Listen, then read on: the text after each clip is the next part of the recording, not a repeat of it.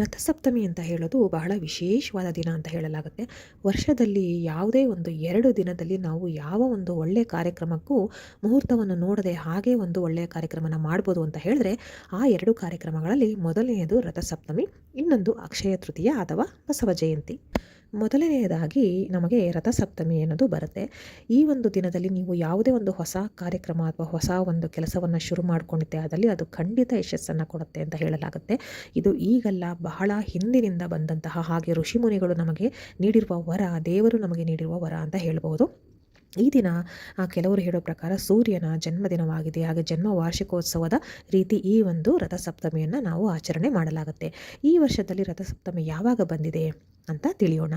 ಮೊದಲನೇದಾಗಿ ನಾವು ಯಾವುದೇ ಒಂದು ಒಳ್ಳೆ ಕಾರ್ಯಕ್ರಮಗಳಿಗೆ, ಅಂದರೆ ಹಬ್ಬ ಹರಿದಿನ ಆಗಿರ್ಬೋದು, ವ್ರತ ಕಥೆ ಆಚರಣೆಗಳಾಗಿರ್ಬೋದು, ಅಥವಾ ಯಾವುದೇ ನೀವು ನಿಮ್ಮ ಸ್ವಂತ ಕಾರ್ಯಕ್ರಮಗಳು ಅಂತ ಹೇಳಿದ್ರೆ ಗೃಹ ಪ್ರವೇಶ ಆಗಿರ್ಬೋದು, ನಾಮಕರಣ ಆಗಿರ್ಬೋದು, ಉಪನಯನ ಆಗಿರ್ಬೋದು, ಮದುವೆ ಮುಂಜಿ ಯಾವುದೇ ಕಾರ್ಯಕ್ರಮ ಆದರೂ ಕೂಡ ನೀವು ಯಾವ ತಿಥಿನಲ್ಲಿ ಮಾಡಬೇಕಂತ ಇರ್ತೀರ ಆ ಒಂದು ತಿಥಿ ಆ ದಿನದ ಬೆಳಗ್ಗೆ, ಅಂದರೆ ಸೂರ್ಯೋದಯದ ಸಮಯದಲ್ಲಿ ಆ ಒಂದು ತಿಥಿ ನಮಗೆ ಸಿಗಬೇಕಾಗತ್ತೆ.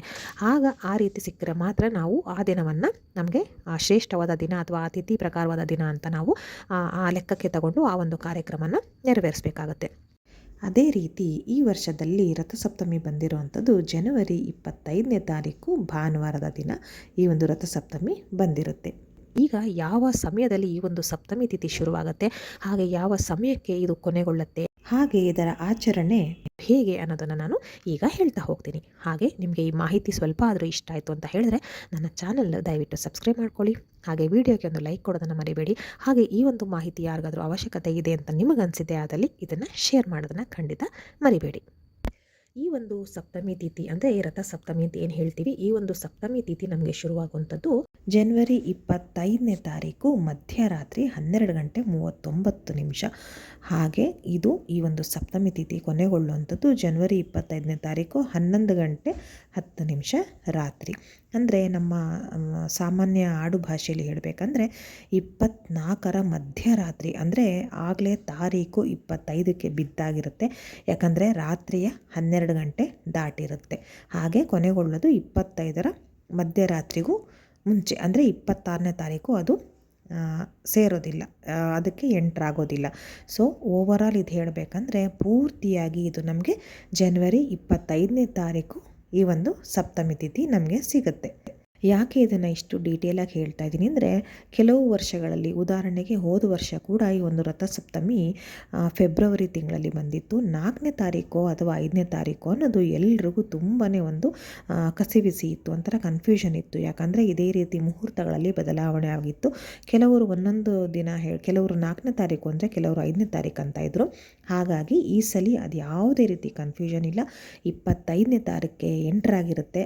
24ರ ರಾತ್ರಿ 12 ಗಂಟೆ ದಾಟಿ ನಂತರ 12:39 ಅದು ಡೇಟ್ ಪ್ರಕಾರ, ಹಾಗೆ ಎಲ್ಲದ ಪ್ರಕಾರ ನೋಡಿದ್ರೆ ಇದು 25ನೇ ತಾರೀಕಿಗೆ ಸೇರುತ್ತೆ. ಹಾಗೆ ಮುಗಿಯುವಂಥದ್ದು 25ರ ರಾತ್ರಿ 11:10 ಈ ಸಪ್ತಮಿ ತಿಥಿ ಕೊನೆಗೊಳ್ಳುತ್ತೆ. ಹಾಗೆ ಈ ಒಂದು ಆಚರಣೆಯಲ್ಲಿ ನೀವು ಸೂರ್ಯದೇವನಿಗೆ ಅರ್ಘ್ಯವನ್ನು ಕೊಡಬೇಕಾಗುತ್ತೆ. ಹಾಗೆ ಆತನಿಗೆ ಇಷ್ಟವಾದ ಗೋಧಿ ಪಾಯಸ ಅಥವಾ ಗೋಧಿ ಹಿಟ್ಟಿನಿಂದ ಮಾಡಿದ ಒಂದು ಪಾಯಸ, ಹಾಗೆ ಗೋಧಿ ಕಡಿ ಅಂತ ಅದರಿಂದ ಮಾಡಿರೋ ಪಾಯಸ, ಹೀಗೆ ಗೋಧಿಯನ್ನು ಬಳಸಿ ನೀವು ಸೂರ್ಯದೇವನಿಗೆ ಒಂದು ನೈವೇದ್ಯವನ್ನು ಮಾಡಿದ್ರೆ ತುಂಬಾ ಒಳ್ಳೆಯದಾಗುತ್ತೆ. ನಮ್ಮ ಜನ್ಮದ ಪಾಪ ಕೂಡ ಕಳೆಯುತ್ತೆ ಅಂತ ಹೇಳ್ತಾರೆ. ಸೂರ್ಯದೇವನಿಗೆ ನಾವು ಸಿಹಿ ಪದಾರ್ಥವನ್ನು, ಗೋಧಿ ಪದಾರ್ಥವನ್ನು ನೈವೇದ್ಯವನ್ನು ಮಾಡೋದ್ರಿಂದ. ಯಾಕೆ ಗೋಧಿ ಅಂತ ಹೇಳಿದ್ರೆ, ಒಂದೊಂದು ಗ್ರಹಕ್ಕೆ ಒಂದೊಂದು ಧಾನ್ಯ ಅಂತ ಇರುತ್ತೆ. ಅದೇ ರೀತಿ ಸೂರ್ಯದೇವನಿಗೆ ಗೋಧಿ ಅನ್ನೋದು ಸೂರ್ಯದೇವನ ಧಾನ್ಯ. ಹಾಗಾಗಿ ಧಾನ್ಯ ಗೋಧಿ ಆಗಿರೋದ್ರಿಂದ ಅದನ್ನು ಬಳಸಿ ನೀವು ನೈವೇದ್ಯವನ್ನು ಮಾಡಿದ್ರೆ, ಬೆಲ್ಲವನ್ನು ಹಾಕಿದ್ರೆ ಎಲ್ಲವನ್ನು ಶ್ರೇಷ್ಠವನ್ನಾಗಿ ಮಾಡುತ್ತೆ. ಹಾಗಾಗಿ ಈ ರೀತಿ ನೈವೇದ್ಯವನ್ನು ಕೊಡಬೇಕಾಗುತ್ತೆ. ಹಾಗೆ ಇನ್ನೊಂದು ವಿಚಾರ ಅಂತ ಹೇಳಿದ್ರೆ, ರಥಸಪ್ತಮಿಯ ದಿನ ಗೋಧಿ ಹಿಟ್ಟಿನಿಂದ ನೀವು ದೀಪವನ್ನು ಮಾಡಿ ಸೂರ್ಯದೇವನಿಗೆ ಬೆಳಗಬೇಕಾಗುತ್ತೆ. ಆನಂತರ ದೇವರ ಮನೆಯಲ್ಲಿ ತಂದು ಇಟ್ಟು ನೀವು ಪ್ರಾರ್ಥನೆಯನ್ನು ಮಾಡ್ಕೋಬೇಕಾಗುತ್ತೆ. ಇದು ಕೂಡ ಬಹಳನೇ ಶ್ರೇಷ್ಠ. ಹಾಗೆ ಮತ್ತೊಂದು ಬಹಳ ವಿಶೇಷವಾದದ್ದು ಅಂತ ಹೇಳಿದ್ರೆ, ಈ ಒಂದು ರಥಸಪ್ತಮಿಯ ದಿನ ನಾವು ಎಕ್ಕದ ಎಲೆಗಳನ್ನು ಇಟ್ಕೊಂಡು ನಮ್ಮ ಮೈ ಮೇಲೆ ಇಟ್ಕೊಂಡು ಸ್ನಾನ ಮಾಡಬೇಕಾಗುತ್ತೆ. ಹಾಗೆ ಎಕ್ಕದ ಎಲೆಗಳು ಎಷ್ಟು ತಗೋಬೇಕು, ಎಲ್ಲೆಲ್ಲಿ ಇಟ್ಕೊಂಡು ಸ್ನಾನ ಮಾಡಬೇಕು, ಹೇಗೆ ಯಾವ ಸಮಯದಲ್ಲಿ ಸ್ನಾನ ಮಾಡಬೇಕು ಅನ್ನೋದನ್ನು ನಾನು ನನ್ನ ಮುಂದಿನ ವೀಡಿಯೋದಲ್ಲಿ ಹೇಳ್ತೀನಿ. ಯಾಕಂದರೆ ಅದರ ಮಾಹಿತಿ ತುಂಬಾ ದೊಡ್ಡದಾಗಿದೆ. ಅದನ್ನು ಇಲ್ಲಿ ಹೇಳ್ತಾ ಹೋದರೆ ವಿಡಿಯೋ ತುಂಬಾ ಲೆಂತಿ ಆಗುತ್ತೆ. ಹಾಗಾಗಿ ಇಲ್ಲಿ ಹೇಳ್ತಾ ಇಲ್ಲ. ಆದರೆ ಆ ಒಂದು ಎಕ್ಕದ ಎಲೆಗಳನ್ನು ಇಟ್ಕೊಂಡು ಸ್ನಾನ ಮಾಡೋದಕ್ಕೂ ಒಂದು ಮುಹೂರ್ತ ಅಂತ ಇರುತ್ತೆ. ಅದು ಯಾವಾಗ ಅಂತ ಹೇಳಿದ್ರೆ, ರಥಸಪ್ತಮಿ ನಾನು ಜನವರಿ 25ನೇ ತಾರೀಕು ಭಾನುವಾರ ಇದೆ ಅಂತ ಹೇಳಿದೆ. ಅಂದರೆ 24ರ ಮಧ್ಯರಾತ್ರಿ 12 ಗಂಟೆ ದಾಟಿದ ನಂತರ ಅಂದರೆ 12 ಗಂಟೆ 39 ನಿಮಿಷದಿಂದ ಈ ಒಂದು ರಥಸಪ್ತಮಿ ತಿಥಿ ಶುರುವಾಗುತ್ತೆ ಅಂತ ಹೇಳಿದೆ ಅಲ್ವಾ. ಹಾಗಾಗಿ ಮರುದಿನ ಬೆಳಗ್ಗೆಗೆ ಈ ಒಂದು ಸಪ್ತಮಿ ತಿಥಿ ಆಲ್ರೆಡಿ ಇರುತ್ತೆ.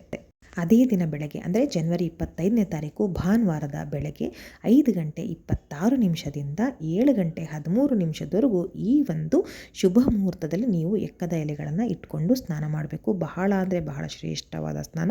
ನಿಮಗೆ 1 ಗಂಟೆ 47 ನಿಮಿಷದ ಕಾಲಾವಕಾಶ ಇರುತ್ತೆ. ಈ ಸಮಯದಲ್ಲಿ ನೀವು ಸ್ನಾನವನ್ನು ಮಾಡಿದ್ರೆ ತುಂಬಾ ಒಳ್ಳೆಯದಾಗುತ್ತೆ.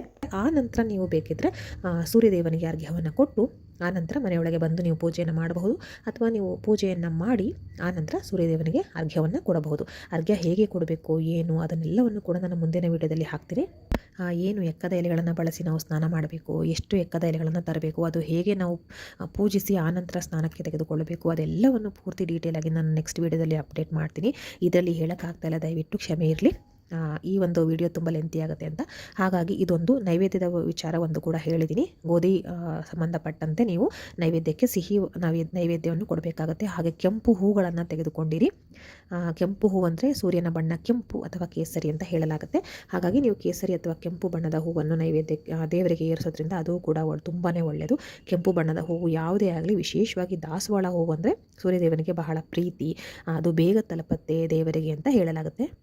ಹಾಗೆ ಸೂರ್ಯದೇವನನ್ನು ನಮ್ಮ ಕಣ್ಣಿಗೆ ಕಾಣುವ ದೇವರು ಅಂತ ಹೇಳ್ತೀವಿ. ಯಾರೇ ಒಂದು ಕೇಳಿದ್ರು ಕೂಡ ನೀವು ಕಣ್ಣಿಗೆ ಕಾಣುವ ದೇವರು ಯಾವುದು ಅಂತ ಹೇಳಿದ್ರೆ ಸೂರ್ಯದೇವನು ಅಂತ ಹೇಳ್ತಾರೆ. ಅವನಿಂದನೇ ಇಡೀ ಜಗತ್ತು ನಡೀತಾ ಇದೆ ಅಂತ ಎಲ್ರಿಗೂ ತಿಳಿದಿರುವಂಥ ವಿಷಯ.